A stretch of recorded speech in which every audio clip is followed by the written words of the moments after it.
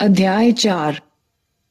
बाजार एक सामाजिक संस्था के रूप में। आमतौर पर हम बाजारों को क्रय विक्रय के स्थान मानकर चलते हैं। दैनिक बोलचाल के प्रयोग में बाजार शब्द का अर्थ विशेष बाजार हो सकता है जिन्हें हम शायद जानते हैं, जैसे रेलवे स्टेशन के पास का बाजार, फलों का बाजार या थोक बाजार। कभी कभी हम स्थान की बात न कर लोगों, खरीदार और विक्रेता के जमावड़े की बात करते हैं जो मिलकर बाजार को बनाते हैं। अतः उदाहरण के तौर पर एक साप्ताहिक सब्जी बाजार नगरीय पड़ोस या पड़ोसी गांव में हफ्ते के हर दिन विभिन्न स्थानों पर पाया जा सकता है। एक अन्य अर्थ में बाजार एक क्षेत्र या व्यापार या कारोबार की श्रेणी के बारे में बात करता है, जैसे कारों का बाजार या फिर बने बनाए कपड़ों का बाजार। इसी से जुड़ा हुआ एक अर्थ एक विशेष उत्पाद या सेवा की मांग का द्योतक है, जैसे कंप्यूटर विशेषज्ञों का बाजार। इन सभी अर्थों में एक बात समान है और वो ये है कि यह सभी अर्थ एक विशेष बाजार की बात कर रहे हैं, जिसे हम पूरी तरह तभी समझ सकते हैं जब हम उसके संदर्भ को ध्यान में रखें। पर अगर ऐसा है तो सिर्फ बाजार का शाब्दिक प्रयोग, जो किसी विशेष जगह, लोगों के जमावड़े या बाजारी प्रक्रियाओं के क्षेत्र का चित्रण न करता हो, हमें क्या दर्शा सकता है? ये प्रयोग न केवल ऊपर दिए गए अर्थों को सम्मिलित करता है, बल्कि तमाम तरह की आर्थिक क्रियाओं और संस्थाओं को भी इंगित करता है। अतः बृहत अर्थ में बाजार अर्थव्यवस्था के लगभग समान है। हम बाजार को एक आर्थिक संस्था के रूप में देखने के आदी हैं, पर यह अध्याय आपको बताएगा कि बाजार एक सामाजिक संस्था भी है। अपने स्वयं के तरीके में बाजार की तुलना जाति, जनजाति या परिवार जैसी स्पष्ट एवं प्रत्यक्ष सामाजिक संस्थाओं, जिनका वर्णन अध्याय 3 में किया गया है, से की जा सकती है। 4. एक बाजार और अर्थव्यवस्था का समाजशास्त्रीय परिप्रेक्ष्य। अर्थशास्त्र की पाठन प्रक्रिया का उद्देश्य इस बात को समझने और व्याख्या करने से है कि आधुनिक पूंजीवादी अर्थव्यवस्थाओं में बाजार किस प्रकार से कार्य करता है, जैसे मूल्य किस तरह से तय होते हैं, किसी विशेष प्रकार के निवेश का संभावित असर या वह कौन से कारक हैं जो लोगों को खर्च करने या पैसे बचाने के लिए प्रभावित करते हैं। तो समाजशास्त्र बाजारों के पठन पाठन में क्या योगदान कर सकता है जो अर्थशास्त्र से अछूता रह गया है? इसके जवाब के लिए हमें संक्षिप्त तौर पर 18वीं शताब्दी के इंग्लैंड और आधुनिक अर्थशास्त्र के शुरुआती दिनों के बारे में जानना होगा, जिसे उस दौर में राजनीतिक अर्थव्यवस्था कहा जाता था। आरंभिक दौर के राजनीतिक अर्थशास्त्रियों में एडम स्मिथ सबसे चर्चित थे, जिन्होंने अपनी किताब द वेल्थ ऑफ नेशंस में बाजार की अर्थव्यवस्था को समझने का प्रयास किया, जो उस वक्त अपने शुरुआती दौर में थी। स्मिथ का तर्क था कि बाजारी अर्थव्यवस्था व्यक्तियों में आदान प्रदान या सौदों का एक लंबा क्रम है, जो अपनी क्रमबद्धता की वजह से खुद ब खुद एक कार्यशील और स्थिर व्यवस्था की स्थापना करती है। ये तब भी होता है जब करोड़ों के लेन देन में शामिल व्यक्तियों में से कोई भी व्यक्ति इसकी स्थापना का इरादा नहीं रखता। प्रत्येक व्यक्ति अपने लाभ को बढ़ाने की सोचता है और ऐसा करते हुए वो जो भी करता है वो स्वतः ही समाज के या सभी के हित में होता है। इस प्रकार ऐसा प्रतीत होता है कि कोई एक अदृश्य बल यहाँ काम करता है जो इन व्यक्तियों के लाभ की प्रवृत्ति को समाज के लाभ में बदल देता है। इस बल को स्मिथ ने अदृश्य हाथ का नाम दिया। अतः उन्होंने तर्क दिया कि पूंजीवादी अर्थव्यवस्था स्वयं लाभ से स्वचालित है और ये तब सबसे अच्छे से कार्य करती है जब हर व्यक्ति खरीदार और विक्रेता तर्कसंगत निर्णय लेते हैं जो उनके हित में होते हैं।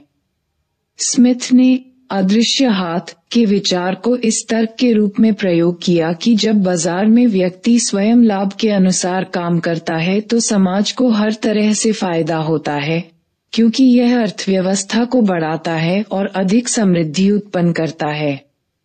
यही कारण है कि स्मिथ ने खुले व्यापार का समर्थन किया, एक ऐसा बाजार जो किसी भी प्रकार की राष्ट्रीय या अन्य रोकथाम से मुक्त हो। इस आर्थिक दार्शनिकता को फ्रांसीसी भाषा में लेसे फेयर भी कहा गया, जिसका अर्थ है बाजार को अकेला छोड़ दिया जाए या हस्तक्षेप न किया जाए। आधुनिक अर्थशास्त्र का विकास एडम स्मिथ जैसे प्रारंभिक विचारकों के विचारों से हुआ और यह इस विचार पर आधारित है कि अर्थव्यवस्था को समाज के एक पृथक हिस्से के रूप में भी पढ़ा जा सकता है, जो बड़े सामाजिक एवं राजनीतिक संदर्भ से अलग है, जिसमें बाजार अपने स्वयं के नियमों के अनुसार कार्य करता है। इस उपागम के विपरीत समाजशास्त्रियों ने बड़े सामाजिक ढांचे के अंदर आर्थिक संस्थाओं और प्रक्रियाओं को समझने के लिए एक वैकल्पिक तरीके का विकास करने का प्रयास किया है। समाजशास्त्री मानते हैं कि बाजार सामाजिक संस्थाएं हैं जो विशेष सांस्कृतिक तरीकों द्वारा निर्मित है। उदाहरण के लिए, बाजारों का नियंत्रण या संगठन अक्सर विशेष सामाजिक समूह या वर्गों द्वारा होता है और इसकी अन्य संस्थाओं, सामाजिक प्रक्रियाओं और संरचनाओं से भी विशेष संबद्धता होती है। समाजशास्त्री इस विचार को अक्सर यह कहकर प्रकट करते हैं कि अर्थव्यवस्थाएं समाज में रची बसी हैं। इस मत को यहाँ 2 उदाहरणों सहित प्रस्तुत किया गया है। एक उदाहरण है एक साप्ताहिक आदिवासी हाट का और दूसरा है एक पारंपरिक व्यापारिक समुदाय और भारत के उपनिवेशिक दौर में उसका लेन देन का नेटवर्क या तंत्र। छत्तीसगढ़ के जिला बस्तर में धोराई गांव का एक साप्ताहिक आदिवासी बाजार। दुनिया भर के अधिकांश कृषक या खेतिहर समाजों में आवधिक बाजार या हाट सामाजिक और आर्थिक संगठन व्यवस्था की एक केंद्रीय विशेषता होती है। साप्ताहिक बाजार आसपास के गांवों के लोगों को एकत्रित करता है जो अपनी खेती की उपज या किसी और उत्पाद को बेचने आते हैं और वे बनी बनाई वस्तुएं एवं अन्य सामान खरीदने आते हैं जो उनके गांवों में नहीं मिलते।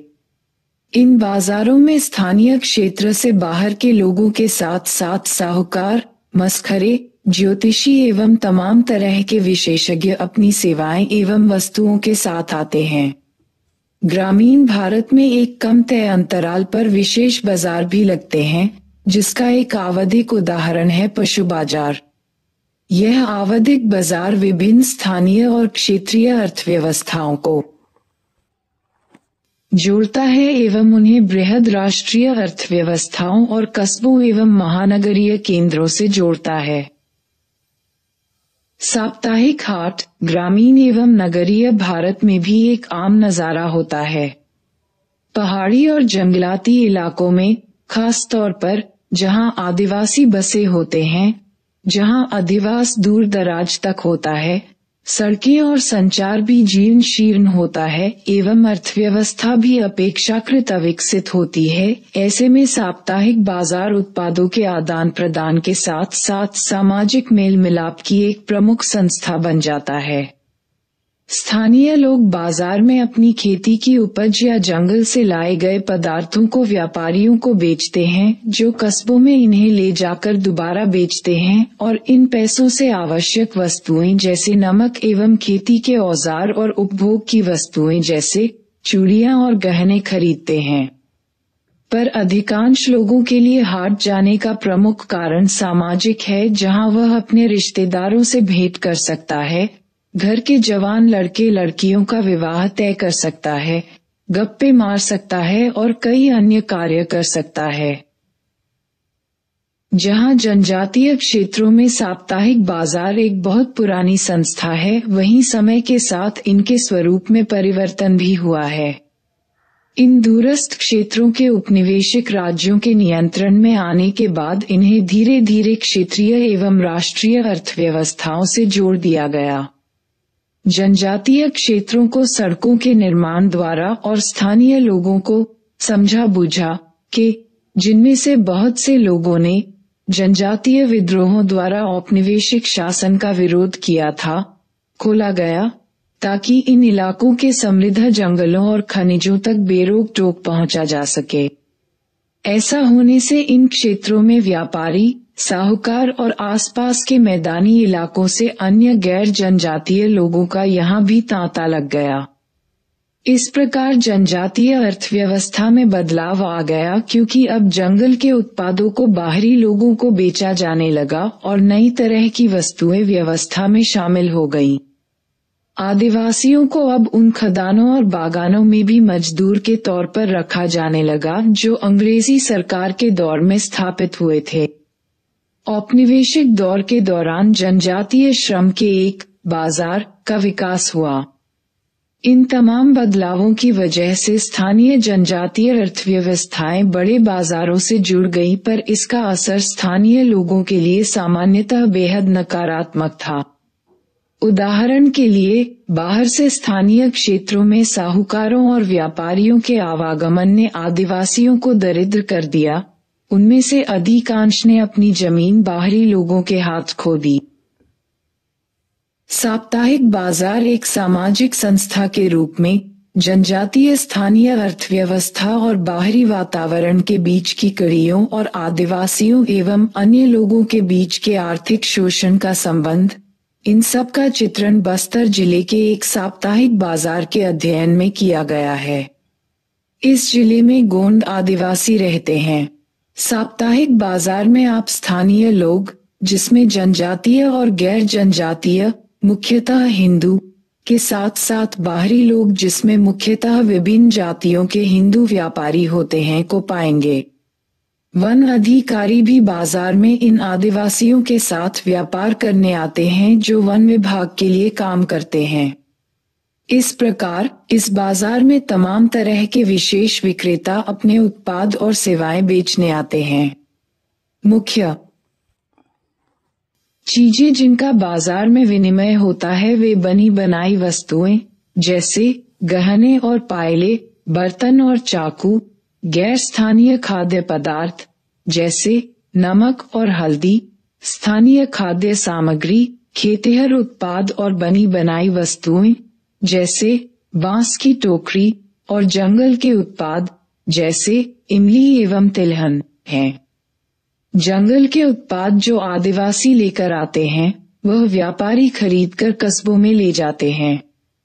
इन हाटों में खरीददार मुख्यतः आदिवासी ही होते हैं, पर विक्रेता मुख्यतः जाति प्रधान हिंदू होते हैं। आदिवासी जंगली और खेती संबंधी उत्पादों और अपने श्रम बल को बेचकर जो पैसा कमाते हैं वो मुख्यतः इन हाटों में मिलने वाली सस्ती पायलों एवं गहनों और उपभोग की वस्तुएं जैसे बने बनाए कपड़ों की खरीदारी के लिए खर्च करते हैं। अल्फ्रेड गेल 1982 जैसे मानव विज्ञानी जिन्होंने धोराई का अध्ययन किया के अनुसार बाजार का महत्व सिर्फ इसकी आर्थिक क्रियाओं तक सीमित नहीं है। उदाहरण के लिए, बाजार की रूपरेखा उस क्षेत्र के अधिक्रमित अंतर समूहों के सामाजिक संबंधों का प्रतीकात्मक चित्रण करती है। विभिन्न सामाजिक समूह जाति एवं सामाजिक अधिक्रम में एवं साथ ही बाजार व्यवस्था में अपनी स्थिति के अनुसार स्थापित होते हैं।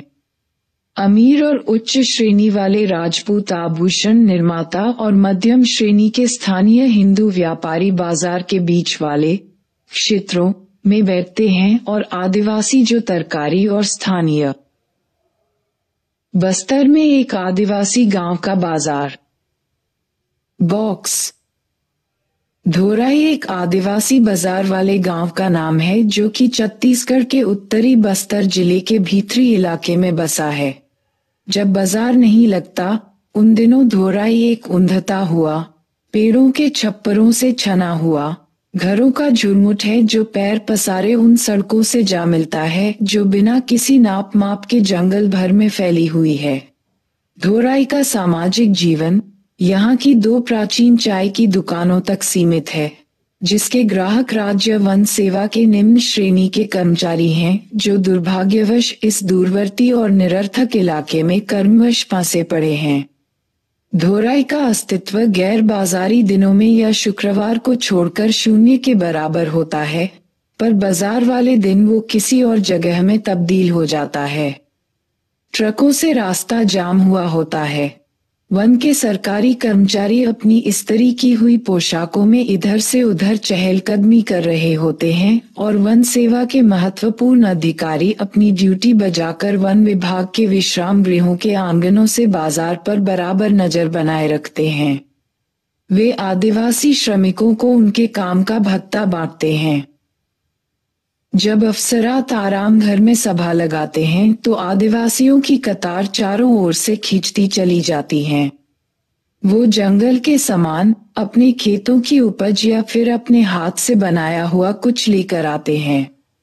इनमें तरकारी बेचने वाले हिंदू एवं विशेषज्ञ शिल्पकार, कुम्हार, जुलाहे एवं लोहार सम्मिलित होते हैं। ऐसा प्रतीत होता है कि समृद्धि के साथ अस्त व्यस्तता है। बाजार के साथ साथ कोई धार्मिक उत्सव भी चल रहा है। लगता है जैसे सारा संसार, इंसान, भगवान सब एक ही जगह बाजार में एकत्रित हो गए हैं। बाजार लगभग एक चतुर्भुजीय जमीनी हिस्सा है, लगभग 100 एकड़ के वर्गमूल में बसा हुआ है, जिसके बीचों बीच एक भव्य बरगद का पेड़ है। बाजार की छोटी छोटी दुकानों की छत छप्पर की बनी है और ये दुकानें काफी पास पास हैं। बीच बीच में गलियारे से बन गए हैं, जिनमें से खरीदार संभलते हुए किसी तरह कम स्थापित दुकानदारों के कमदामी सामानों को पैर से कुचलने से बचाने की कोशिश करते हैं, जिन्होंने स्थायी दुकानों के बीच की जगह का अपनी वस्तुएं प्रदर्शित करने के लिए हर संभव उपयोग किया है। सामान बेचते हैं वो बाजार के बाहरी हिस्सों में बैठते हैं। खरीदी और बेची जाने वाली वस्तुओं के प्रकार से एवं किस तरह से मोल भाव किया जाता है, इससे सामाजिक संबंधों का पता चलता है। उदाहरण के लिए जनजातीय और गैर जनजातीय लोगों के बीच की अंतःक्रिया एक समुदाय के हिंदुओं के बीच की अंतःक्रिया से बिल्कुल भिन्न होती है। यह अंतःक्रिया अधिक्रम और सामाजिक दूरी को दर्शाती है, न कि सामाजिक समानता को। पूर्व उपनिवेशिक और उपनिवेशिक भारत में जाति आधारित बाजार एवं व्यापारिक तंत्र। भारतीय आर्थिक इतिहास के कुछ पारंपरिक विवरण भारतीय अर्थव्यवस्था और समाज को एक अपरिवर्तनशील रूप में देखते हैं। यह माना जाता रहा है कि आर्थिक रूपांतरण उपनिवेशवाद के साथ ही शुरू हुआ। ऐसा माना जाता था कि भारत प्राचीन ग्रामीण समुदायों का देश है जो अपेक्षाकृत स्वनिर्भर थे और उनकी अर्थव्यवस्थाएं प्राथमिक तौर पर गैर बाजारी विनिमय के आधार पर संगठित थीं।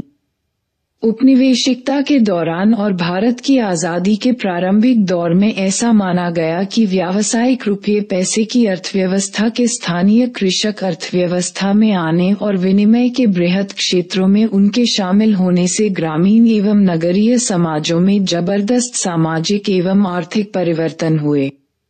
यहाँ ये कहना सही है कि उपनिवेशिकता ने बड़े आर्थिक रूपांतरण किए, जैसे अंग्रेजी सरकार की ये मांग कि भूमि के लगान को नकद चुकता करना है। वहीं हाल ही में हुए ऐतिहासिक शोध ये दिखाते हैं कि भारतीय अर्थव्यवस्था का मौद्रीकरण, व्यापार में रुपए पैसे का प्रयोग होना, उपनिवेशिकता के ठीक पहले से ही विद्यमान था। जहां बहुत से गांवों और इलाकों में विभिन्न प्रकार की गैर बाजारी विनिमय व्यवस्था, जैसे जजमानी व्यवस्था, तो मौजूद थी, पर उपनिवेशिकता से पहले भी गांव विनिमय के बड़े तंत्र का हिस्सा थे, जिससे कृषि उत्पाद और तरह तरह की अन्य वस्तुओं का व्यापारिक प्रचलन होता था। बेली 1983, स्टाइन एवं सुब्रमण्यम 1996।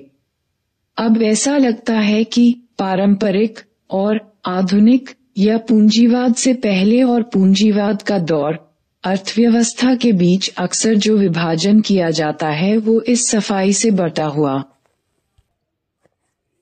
नहीं है, बल्कि एक दूसरे से घुला मिला है। हाल ही के ऐतिहासिक शोधों ने ये भी उजागर किया है कि उपनिवेश के पहले भी भारत में विस्तृत और परिष्कृत व्यापारिक तंत्र विद्यमान थे। ये तो हम सब जानते हैं कि पिछली कितनी ही शताब्दियों से भारत हथकरघा के कपड़ों का मुख्य निर्माता और सूती कपड़े और महंगे रेशम दोनों निर्यातक होने के साथ साथ अनेक अन्य वस्तुओं जैसे मसालों जिनकी वैश्विक बाजार में मुख्यतः यूरोप में भारी मांग थी का स्रोत था। तो ये कतई आश्चर्य की बात नहीं है कि उपनिवेश के पहले के दिनों में भारत में उन्नत अवस्था के उत्पादन केंद्रों के साथ साथ देशज व्यापारियों का संगठित समाज, व्यापारिक तंत्र और बैंकिंग व्यवस्था भी शामिल थी, जिससे भारत आंतरिक स्तर पर और बाकी दुनिया से भी व्यापार करने में सक्षम था। इन पारंपरिक व्यापारिक समुदायों या जातियों की अपनी कर्ज और में बैंक की व्यवस्थाएं थीं। उदाहरण के लिए विनिमय और कर्ज का एक महत्वपूर्ण साधन हुंडी या विनिमय का बिल, जो कि एक कर्ज पत्र की तरह थी, इसे व्यापारी लंबी दूरी के व्यापार में इस्तेमाल करते थे। चूंकि व्यापार प्राथमिकता में इन समुदायों की जाति एवं नातेदारी क्षेत्रों में ही होता था, इसलिए देश में किसी एक कोने से एक व्यापारी द्वारा जारी हुई हुंडी दूसरे कोने में व्यापारी द्वारा स्वीकार की जाती थी। तमिलनाडु के नाटकोटाई चेट्टियारों या नाकृट्टर इसका एक जीवंत उदाहरण प्रस्तुत करते हैं कि ये देशज व्यापारिक तंत्र किस तरह संगठित थे और कैसे कार्य करते थे। उपनिवेश के दौरान इस समुदाय पर किया गया अध्ययन दर्शाता है कि किस तरह से इनकी बैंकिंग और व्यापारिक गतिविधियां समुदाय के सामाजिक संगठनों से जुड़ी हुई थीं। जाति, नातेदारी और परिवार की संरचना सब व्यापार के अनुकूल थी और व्यापार इन्हीं सामाजिक संरचनाओं के भीतर होता था। जैसा कि अधिकांश पारंपरिक व्यापारिक समुदायों में होता है, नाकृट्टारों के बैंक भी उनके संयुक्त पारिवारिक संस्थान थे ताकि व्यापारिक संस्थान की संरचना भी परिवार के समान रहे। इसी प्रकार व्यापारिक और बैंकिंग गतिविधियां भी जाति और नातेदारी संबंधों के माध्यम से संगठित थीं। उदाहरण के तौर पर चेट्टियार व्यापारियों के जाति आधारित सामाजिक तंत्रों या संपर्कों ने उन्हें दक्षिण पूर्व एशिया और सीलोन में अपनी गतिविधियां बढ़ाने में सहायता दी। एक दृष्टिकोण से नाकरद्वारों की देशज आर्थिक गतिविधियों को एक प्रकार का पूंजीवाद कह सकते हैं। यह व्याख्या हमें ये प्रश्न पूछने पर बाध्य कर देती है कि क्या पूंजीवाद का कोई अन्य स्वरूप है या था जो यूरोप के पूंजीवाद से भिन्न है। रुडना 1994। तमिलनाडु के नाकरद्वारों में जाति आधारित व्यापार। इसका तात्पर्य यह नहीं है कि नाकरद्वारों की बैंकिंग व्यवस्था अर्थशास्त्रियों के पश्चिमी स्वरूप के बैंकिंग व्यवस्था के प्रारूप से मिलती है। नाकरद्वारों में एक दूसरे से कर्ज लेना या पैसा जमा करना जाति आधारित सामाजिक संबंधों से जुड़ा होता था, जो कि व्यापार के भूभाग, आवासीय स्थान, वंशानुक्रम, विवाह और सामान्य संप्रदाय की सदस्यता पर आधारित था। आधुनिक पश्चिमी बैंकिंग व्यवस्था के विपरीत नाकरद्वारों में नेकनामी, प्रतिष्ठा, निर्णय क्षमता और जमा पूंजी जैसे सिद्धांतों के अनुसार विनिमय होता था, न कि सरकार नियंत्रित केंद्रीय बैंक के नियमों के अंतर्गत। और यही प्रतीक संपूर्ण जाति के प्रतिनिधि की तरह प्रत्येक एकल नाकरहर व्यक्ति के इस व्यवस्था में विश्वास को सुनिश्चित करते थे। दूसरे शब्दों में, नाकृट्टारों की बैंकिंग व्यवस्था एक जाति आधारित बैंकिंग व्यवस्था थी। हर एक नाकृट्टार ने अपना जीवन विभिन्न प्रकार की सामूहिक संस्थाओं में शामिल होने और उसका प्रबंध करने के अनुसार संगठित किया था। यह वह संस्थाएं थीं जो उनके समुदाय में पूंजी जमा करने और बांटने में जुटी हुई थी। बाजारों का सामाजिक संगठन, पारंपरिक व्यापारिक समुदाय। भारतीय अर्थव्यवस्था के अनेक समाजशास्त्रीय अध्ययन पारंपरिक व्यापारिक समुदायों या जातियों जैसे नाकरद्वारों पर केंद्रित हैं। जैसा कि आप अच्छी तरह से जान गए हैं कि भूमि पर अधिकार, व्यावसायिक भिन्नताएं एवं और अन्य विषयों के संदर्भ में जाति व्यवस्था और अर्थव्यवस्था में गहरा नाता है। ये बात बाजारों और व्यापार पर भी उतनी ही लागू होती है। वास्तव में वैश्य 4 वर्णों में से एक हैं।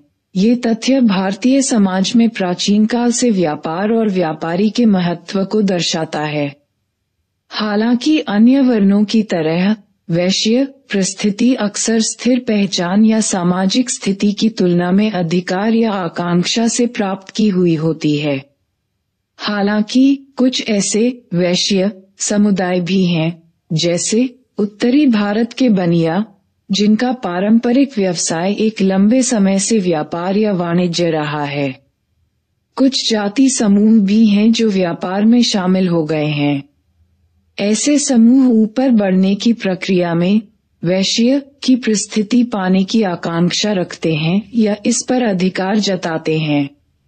सभी जाति समुदायों के इतिहास की तरह अधिकांश दशाओं में जाति परिस्थिति या पहचान और जाति व्यवहारों जिसमें व्यवसाय भी शामिल हैं के बीच एक जटिल संबंध होता है।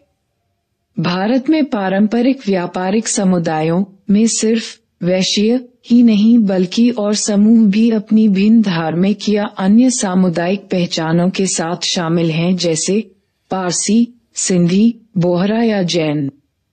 व्यापारिक समुदायों की समाज में हमेशा उच्च परिस्थिति नहीं रही है।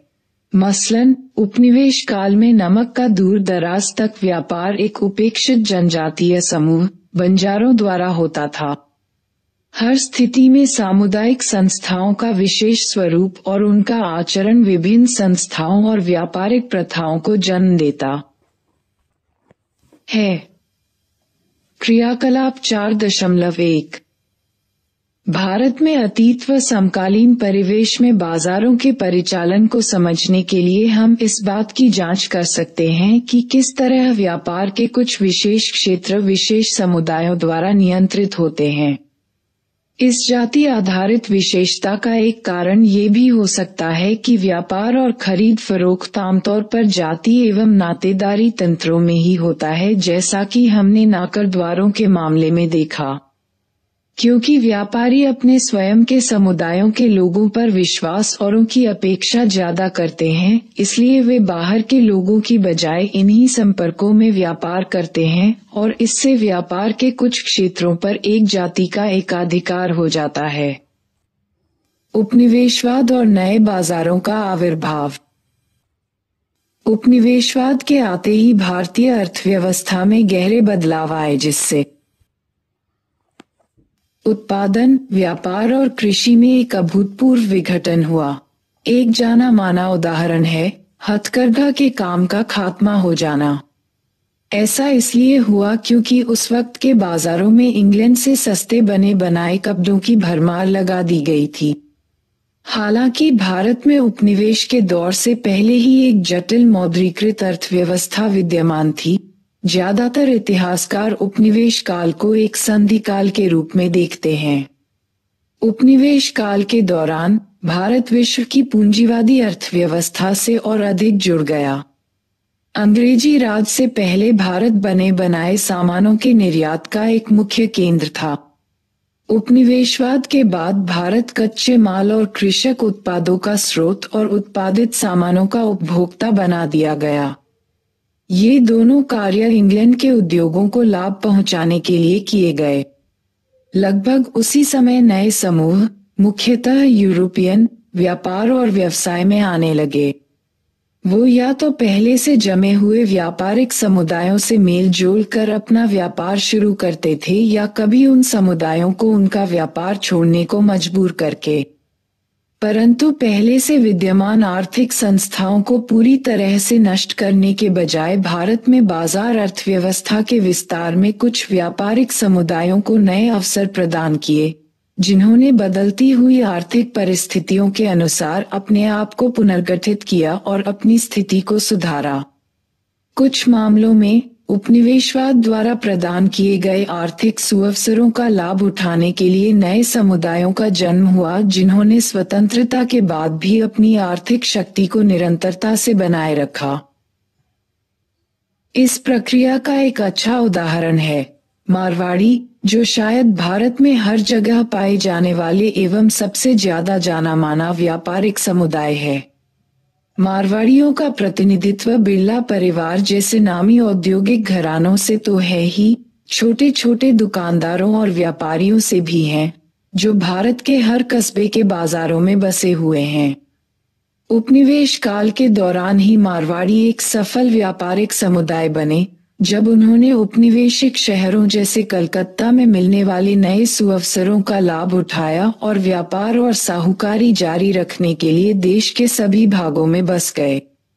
नाकर द्वारों की तरह मारवाड़ियों की सफलता भी उनके गहन सामाजिक तंत्रों की वजह से है, जिसने उनकी बैंकिंग व्यवस्था के संचालन के लिए आवश्यक विश्वास से भरपूर संबंधों की स्थापना की।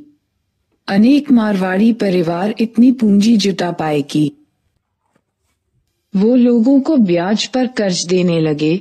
इन बैंकों जैसी आर्थिक प्रवृत्ति की मदद से भारत में अंग्रेजों के वाणिज्यिक विस्तार को भी मदद मिली। हॉर्ग्रोव 2004। उपनिवेश के आखिरी दिनों में और स्वतंत्रता के बाद कुछ मारवाड़ी परिवारों ने अपने आप को आधुनिक उद्योगों में रूपांतरित कर लिया और आज भी भारत में किसी अन्य समुदाय की तुलना में मारवाड़ियों की उद्योग में सबसे बड़ी हिस्सेदारी है। उपनिवेश के दौरान एक नए व्यापारिक समुदाय का उभरकर आना और इसका छोटे प्रवासी व्यापारी से बड़े साहूकार और उद्योगपतियों में बदल जाने की यह कहानी आर्थिक प्रक्रियाओं में सामाजिक संदर्भ के महत्व को दर्शाती है। 4.2 पूंजीवाद को एक सामाजिक व्यवस्था के रूप में समझना। आधुनिक समाजशास्त्र के संस्थापकों में से एक कार्ल मार्क्स आधुनिक पूंजीवाद के आलोचक भी थे। मार्क्स ने पूंजीवाद को पण्य, कमोडिटी, उत्पादन या बाजार के लिए उत्पादन करने की व्यवस्था के रूप में समझा, जो कि श्रमिक की मजदूरी पर आधारित है। जैसा कि आप पहले ही पढ़ चुके हैं, मार्क्स ने लिखा है कि सभी आर्थिक व्यवस्थाएं सामाजिक व्यवस्थाएं भी हैं। हर उत्पादन विधि विशेष उत्पादन संबंधों से बनती है और अंततः वह एक विशिष्ट वर्ग संरचना का निर्माण करती है। मार्क्स ने इस बात पर जोर दिया कि अर्थव्यवस्था चीजों से नहीं बल्कि लोगों के बीच रिश्तों से बनती है, जो उत्पादन की प्रक्रिया के द्वारा एक दूसरे से जुड़े होते हैं। पूंजीवादी उत्पादन विधि के अंतर्गत मजदूरी या श्रम भी एक बिकाऊ सामान बन जाता है, क्योंकि मजदूरों को अपनी श्रम शक्ति को बाजार में बेचकर ही अपनी मजदूरी कमानी है। इस तरह दो आधारभूत वर्गों का गठन होता है, पूंजीपति जो उत्पादन के साधनों जैसे कारखानों के मालिक हैं और श्रमिक जो अपना श्रम पूंजीपतियों को बेचते हैं। पूंजीपति वर्ग को इस व्यवस्था से मुनाफा होता है क्योंकि वो श्रमिकों को उनके काम के बराबर दाम नहीं देते। ऐसा करते हुए वो उनके श्रम से अतिरिक्त मूल्य निकाल लेते हैं।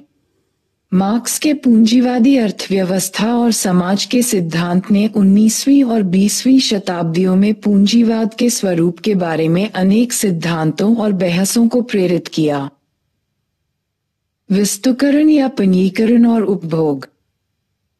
दुनिया के हर एक कोने में पूंजीवाद के विकास से जीवन के हर क्षेत्र और हिस्सों में बाजारों का विस्तार हो गया, जो कि पहले इस व्यवस्था से अछूते थे। पंजीकरण, कमोडिटाइजेशन, तब होता है जब कोई वस्तु बाजार में बेची खरीदी न जा सकती हो और अब वह बेची खरीदी जा सकती है, अर्थात अब वह बाजार में बिकने वाली एक चीज बन गई है। जैसे श्रम और कौशल अब ऐसी चीजें हैं जो खरीदी व बेची जा सकती हैं। मार्क्स और पूंजीवाद के अन्य आलोचकों के अनुसार पंजीकरण की प्रक्रिया के नकारात्मक सामाजिक प्रभाव हैं। श्रम का पंजीकरण एक उदाहरण है, लेकिन समकालीन समाज में ऐसे और भी उदाहरण हैं। मसलन आजकल एक विवादास्पद वाकया है गरीब लोगों द्वारा अपनी किडनी को अमीर लोगों को बेचना, जिन्हें किडनी के प्रतिस्थापन की आवश्यकता है। बहुत से लोगों का मानना है कि मानव अंगों का पंजीकरण नहीं होना चाहिए। पहले के समय में इंसानों को गुलाम के तौर पर बेचा और खरीदा जाता था, पर आज के दौर में लोगों को वस्तुओं की तरह समझना अनैतिक माना जाता है। पर आधुनिक समाज में लगभग हर कोई मानता है कि इंसान का श्रम खरीदा जा सकता है या पैसों के बदले में अन्य सेवाओं या कौशल उपलब्ध कराया जा सकता है। मार्क्स के अनुसार यह वह स्थिति है जो सिर्फ पूंजीवादी समाजों में ही पाई जाती है। समकालीन भारत में हम देख सकते हैं कि कुछ चीजें या प्रक्रियाएं जो पहले बाजार का हिस्सा नहीं थीं, अब वह बाजार में मिलने वाली वस्तुएं हो गई हैं। जैसे पारंपरिक रूप से पहले विवाह परिवार के लोगों द्वारा तय किए जाते थे, पर अब व्यावसायिक विवाह ब्यूरो की भरमार है जो वेबसाइट्स या किसी और माध्यम से लोगों का विवाह तय कराते हैं और इसका मेहनताना लेते हैं। दूसरा उदाहरण है अनेक निजी संस्थान जो व्यक्तित्व संवारने, अंग्रेजी बोलना सिखाने और अन्य चीजों के लिए पाठ्यक्रमों को चलाते हैं, जो कि विद्यार्थियों को, अधिकांश मध्यम वर्गीय नौजवानों, समकालीन विश्व में सफल होने के लिए आवश्यक सांस्कृतिक और सामाजिक कौशल को सिखाते हैं। पुराने समय में सामाजिक कौशल और शिष्टाचार जैसे अच्छा आचरण प्रमुख रूप से परिवार में ही सिखाया जाता था। हम इस बारे में ऐसे भी सोच सकते हैं कि आजकल जो निजी संस्थाओं में होड़ लगी है नए विद्यालय, महाविद्यालय और कोचिंग क्लासेस को चलाने के लिए, वो भी इस बात को दर्शाती है कि किस तरह से शिक्षा का पनीकरण हो रहा है। क्रियाकलाप 4.2 पनीकरण बड़ा शब्द है जो सुनने में जटिल लगता है, पर जिन प्रक्रियाओं की तरफ वो इशारा करता है उनसे हम परिचित हैं और वे हमारे दैनिक जीवन का हिस्सा है। एक साधारण उदाहरण है बोतल का पानी। शहर या कस्बे में, यहाँ तक कि अधिकांश गांवों में भी बोतल का पानी खरीदना अब संभव है। 1 लीटर या उससे छोटे पैमाने में वो हर एक जगह बेची जाती है। अनेक कंपनियां हैं और अनेक ब्रांड के नाम हैं जिससे पानी की बोतलें पहचानी जाती हैं। पर यह एक नई प्रघटना है जो 10-15 साल से ज्यादा पुरानी नहीं है। मुमकिन है कि आप खुद उस समय को याद कर सकते हैं जब पानी की बोतलें नहीं बिका करती थीं। बड़ों से पूछो, माता पिता के पीढ़ी के लोगों को अजीब लगा होगा और आपके दादा दादी के जमाने में तो इसके बारे में बिरले लोगों ने सुना या सोचा होगा। ऐसा सोचना भी कि पेयजल के लिए कोई पैसा मांग सकता है, उनके लिए अविश्वसनीय होगा। पर आज ये हमारे लिए आम बात है, एक साधारण सी बात, एक वस्तु जिसे हम खरीद या बेच सकते हैं। इसी को पनीकरण, कमोडिटाइजेशन, कमोडिफिकेशन कहते हैं। एक प्रक्रिया जिसके द्वारा कोई भी चीज जो बाजार में नहीं बिकती हो वह बाजार में बिकने वाली एक वस्तु बन जाती है और बाजार अर्थव्यवस्था का एक भाग बन जाती है। क्या आप ऐसी चीजों के बारे में सोच सकते हैं जो हाल ही में बाजारों में शामिल हुई हों? याद रहे कि यह जरूरी नहीं कि कोई वस्तु ही एक पण्य हो, कोई सेवा भी पण्य हो सकती है। ऐसी चीजों के बारे में भी सोचें जो आज पण्य भले न हो पर भविष्य में हो सकती हो। आप कारण भी सोचें कि ऐसा क्यों होगा। अंत में इस बारे में भी सोचें कि पहले जमाने की कुछ चीजें अब बिकनी बंद क्यों हो गई हैं, मतलब जिनका पहले विनिमय में योगदान था पर अब नहीं है। क्यों और कब कोई कमोडिटी नहीं रह जाती। पूंजीवादी समाज की एक अन्य महत्वपूर्ण विशेषता है कि उपभोग अत्यधिक महत्वपूर्ण हो जाता है और इसके सिर्फ आर्थिक कारण नहीं है बल्कि इसका एक प्रतीकात्मक अर्थ है। आधुनिक समाजों में उपभोग एक महत्वपूर्ण तरीका है जिसके द्वारा सामाजिक भिन्नता का निर्माण होता है और उन्हें प्रदर्शित किया जाता है। उपभोक्ता अपनी सामाजिक, आर्थिक स्थिति या सांस्कृतिक प्राथमिकताओं को कुछ विशेष वस्तुओं को खरीदकर या उनका प्रदर्शन कर प्रदर्शित करता है और कंपनियां उन बातों पर गौर करती हैं और वो अपने सामान, परिस्थिति या संस्कृति के प्रतीकों के आधार पर बनाती एवं बेचती हैं। टेलीविजन पर आने वाले और सड़कों पर लगे इश्तहारों के बारे में जिन्हें हम रोज देखते हैं और उस विज्ञापन में छुपे अर्थ के बारे में सोचिए जिसे विज्ञापनदाता ने अपने उत्पाद की बिक्री के लिए विज्ञापन से जोड़ने की कोशिश की है।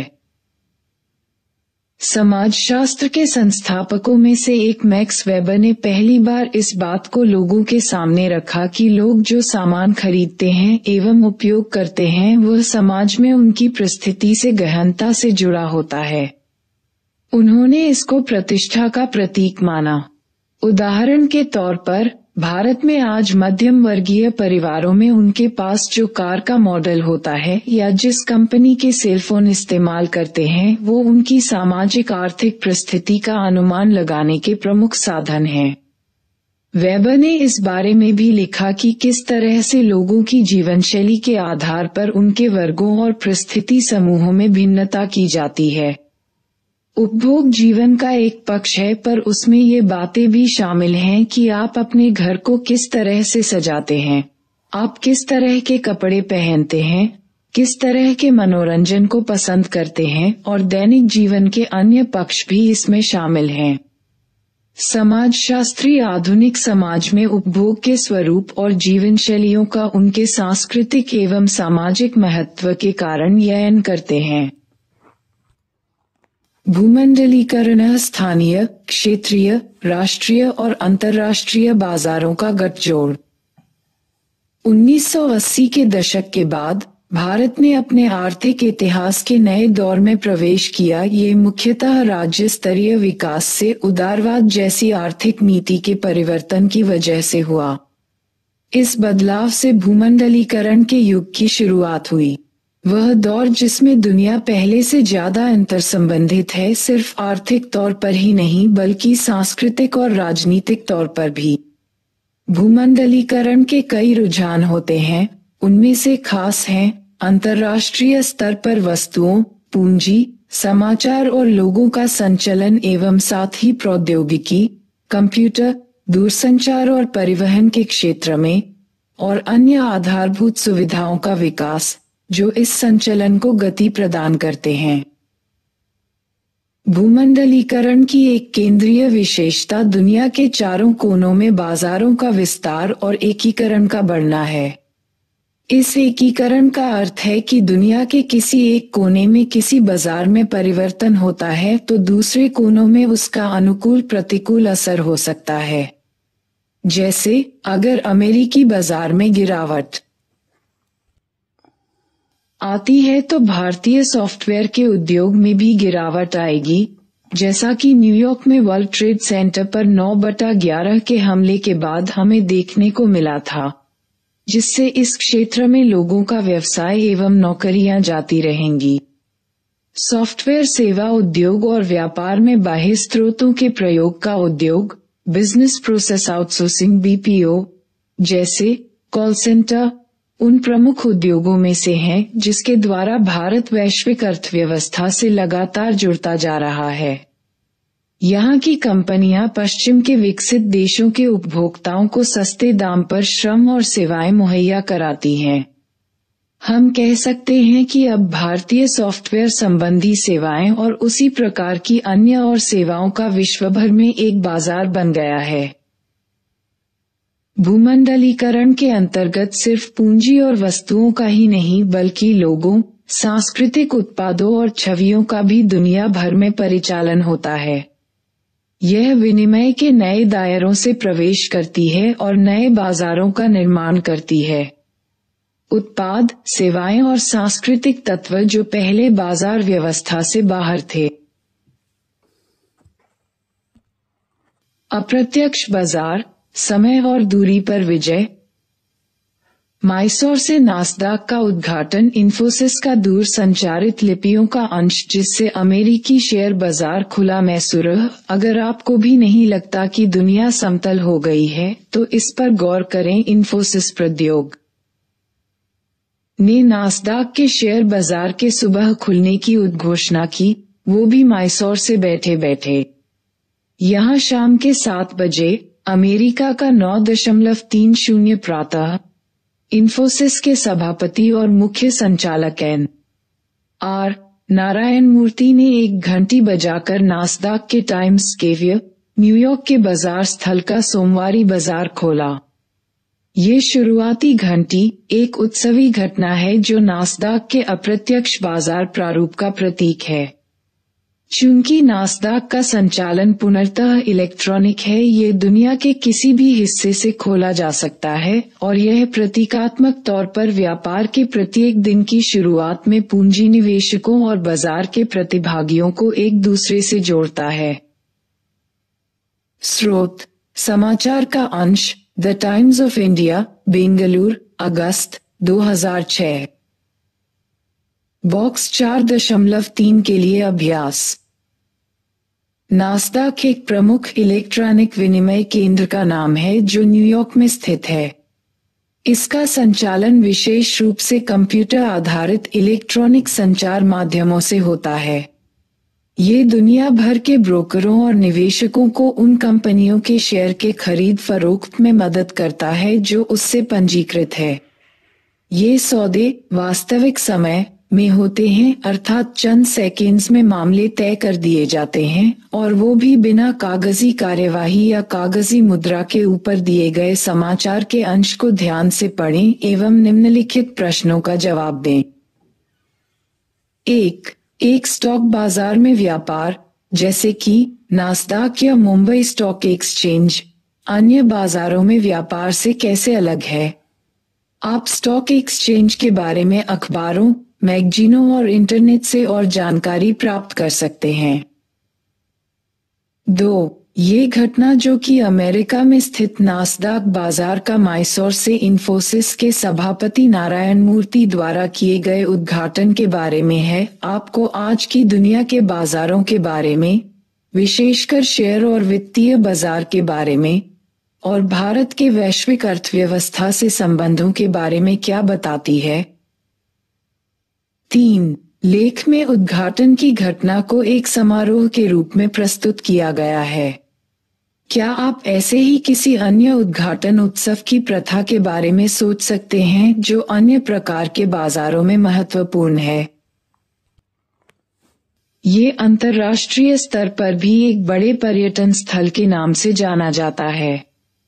यह मेला पर्यटकों के लिए और भी अधिक आकर्षण का कारण है क्योंकि यह कार्तिक पूर्णिमा के ठीक पहले आता है, जब हिंदू तीर्थयात्री पवित्र पुष्कर तालाब में नहाने आते हैं।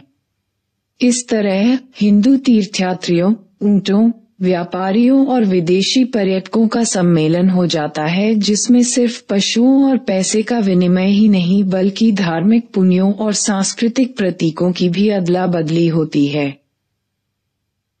उदारवादिता पर बहस, बाजार बनाम राज्य। भारतीय अर्थव्यवस्था का भूमंडलीकरण प्राथमिक तौर पर उदारीकरण की नीति की वजह से हुआ है, जो कि 1980 के दशक में शुरू हुई। उदारवादिता में कई तरह की नीतियां शामिल हैं, जैसे सरकारी विभागों का निजीकरण, सरकारी संस्थानों को प्राइवेट कंपनियों को बेच देना, पूंजी, श्रम और व्यापार में सरकारी दखल कम कर देना, विदेशी वस्तुओं के आसान आयात के लिए आयात शुल्क में कमी करना और विदेशी कंपनियों को भारत में उद्योग स्थापित करने में सहूलियत देना। बाजारीकरण या इन परिवर्तनों को सामाजिक, राजनीतिक या आर्थिक समस्याओं के समाधान के लिए बाजार या बाजार आधारित प्रक्रियाओं, सरकारी नियमों और नीतियों के बजाय के उपयोग से भी समझ सकते हैं। इसमें आर्थिक नियंत्रण को सरकार द्वारा कम या खत्म कर देना, उद्योगों का निजीकरण और मजदूरी और मूल्यों पर से सरकारी नियंत्रण को खत्म कर देना शामिल है। जो लोग बाजारीकरण का समर्थन करते हैं उनका मानना है कि इससे समाज में आर्थिक समृद्धि और समृद्धि आएगी, क्योंकि सरकारी संस्थाओं की अपेक्षा ये निजी संस्थाएं ज्यादा कुशल होती हैं। उदारवाद के कार्यक्रमों के तहत जो परिवर्तन हुए उन्होंने आर्थिक समृद्धि को बढ़ाया और इसके साथ ही भारतीय बाजारों को विदेशी कंपनियों के लिए खोला। उदाहरण के लिए अब बहुत सारी विदेशी वस्तुएं यहाँ बिकती हैं जो पहले यहाँ नहीं मिलती थीं। माना जाता है कि विदेशी पूंजी के निवेश से आर्थिक विकास होता है और रोजगार बढ़ते हैं। सरकारी कंपनियों के निजीकरण से कुशलता बढ़ती है और सरकार पर दबाव कम होता है। हालांकि उदारीकरण का असर मिश्रित रहा है। कई लोगों का ये भी मत है कि उदारीकरण का भारतीय परिवेश पर प्रतिकूल असर ही हुआ है और आगे के दिनों में भी ऐसा ही होगा। हम अपनी ज्यादा चीजें खोकर कम चीजों को पाएंगे। भारतीय उद्योग के कुछ क्षेत्रों जैसे सॉफ्टवेयर या सूचना तकनीकी या खेती में जैसे मछली या फल उत्पादन को शायद वैश्विक बाजार से फायदा हो सकता है, पर अन्य क्षेत्रों जैसे ऑटोमोबाइल्स, इलेक्ट्रॉनिक्स और तेलीय अनाजों के उद्योग पर गहरा असर पड़ेगा, क्योंकि यह उद्योग विदेशी उत्पादकों से प्रतिस्पर्धा नहीं कर पाएंगे। उदाहरण के तौर पर भारतीय किसान अब अन्य देशों के किसानों के उत्पादों से प्रतिस्पर्धा कर रहे हैं, क्योंकि कृषि संबंधित उत्पादों का आयात अब संभव है। पहले भारतीय कृषि सहायता मूल्य और सब्सिडी द्वारा विश्व बाजार से सुरक्षित थी। ये समर्थन मूल्य किसानों की न्यूनतम आमदनी को सुनिश्चित करता है, क्योंकि यह वह मूल्य थे जिस पर सरकार कृषक उत्पादों को खरीदने को तैयार रहती है। सब्सिडी से किसानों द्वारा इस्तेमाल में लाने वाली चीजें जैसे खाद, उर्वरक, डीजल तेल का भी सरकार दाम घटा देती थी। उदारवाद बाजार में इस तरह की सरकारी मदद के खिलाफ है, अतः सब्सिडी और समर्थन मूल्य को घटा दिया या हटा लिया गया। इसका मतलब ये हुआ कि बहुतेरे किसान अपनी रोजी रोटी कमाने में भी असफल रहे हैं। इसी प्रकार छोटे उत्पादकों को विश्व स्तर के उत्पादकों के सामानों के साथ प्रतिस्पर्धा करनी पड़ रही है, और ये अपवाद नहीं है कि उनमें से कुछ का बिल्कुल सफाया हो जाए। निजीकरण में उन सरकारी विभागों के मुलाजिमों की नौकरी भी कम हो गई है, या कह सकते हैं वो रोजगार के स्रोत अब स्थिर नहीं है। गैर सरकारी असंगठित रोजगार उभर कर सामने आ रहे हैं और सरकारी संगठित विभागों में नौकरियां कम होती जा रही हैं। ये कामगारों के लिए ठीक नहीं है, क्योंकि अब उन्हें कम तनख्वाह और अस्थायी नौकरियां ही हाथ लगेंगी। कक्षा 12 की दूसरी पाठ्य पुस्तक भारत में सामाजिक परिवर्तन एवं विकास में कृषक परिवर्तन एवं उद्योग पर लिखे अध्याय को देखें। इस अध्याय में हमने देखा कि भारत में आज एक ग्रामीण हाट से लेकर अप्रत्यक्ष स्टॉक एक्सचेंज जैसे विभिन्न प्रकार के बाजार भी हैं। ये बाजार खुद भी सामाजिक संस्था हैं और ये बाकी सामाजिक संस्थाओं जैसे परिवार, जाति, वर्ग से विभिन्न तरीकों से जुड़े हुए हैं। इसके साथ ही हमने ये जाना कि विनिमय के सिर्फ आर्थिक मायने ही नहीं होते, उसके सांकेतिक और सांस्कृतिक पहलू भी होते हैं। खासकर के उदारवादिता के दिनों में, जब सामानों और सेवाओं का तेजी से संचलन हो रहा है। भारत के उदारीकरण के बाद के बाजारी परिवेश में जो भूमंडलीकरण का अभिन्न हिस्सा भी है, ऐसे तमाम तरीके और प्रणालियां हैं जो चीजों, सेवाओं, सांस्कृतिक प्रतीकों, पूंजी को बाजारी माहौल में प्रवेश दिलाती हैं, आंचलिक ग्रामीण बाजार से लेकर विश्वव्यापी व्यापारी क्षेत्रों तक जैसे नासदिक। आज के तेजी से बदलते युग में ये समझना आवश्यक है कि किस तरह से बाजार निरंतर बदल रहे हैं और इन सामाजिक और आर्थिक परिवर्तनों के परिणाम क्या हैं। 1. अदृश्य हाथ का क्या तात्पर्य है? 2. बाजार पर समाजशास्त्र दृष्टिकोण आर्थिक दृष्टिकोण से किस तरह अलग है? 3. किस तरह से एक बाजार जैसे कि एक साप्ताहिक ग्रामीण बाजार एक सामाजिक संस्था है? 4. व्यापार की सफलता में जाति एवं नातेदारी संपर्क कैसे योगदान कर सकते हैं? 5. उपनिवेशवाद के आने के पश्चात भारतीय अर्थव्यवस्था किन अर्थों में बदली? 6. उदाहरणों की सहायता से पंजीकरण के अर्थ की विवेचना कीजिए। 7. प्रतिष्ठा का प्रतीक क्या है? 8. भूमंडलीकरण के तहत कौन कौन सी प्रक्रियाएं सम्मिलित हैं? 9. उदारीकरण से क्या तात्पर्य है? 10. आपकी राय में क्या उदारीकरण के दूरगामी लाभ उसकी लागत की तुलना से अधिक हो जाएंगे? कारण सहित उत्तर दीजिए।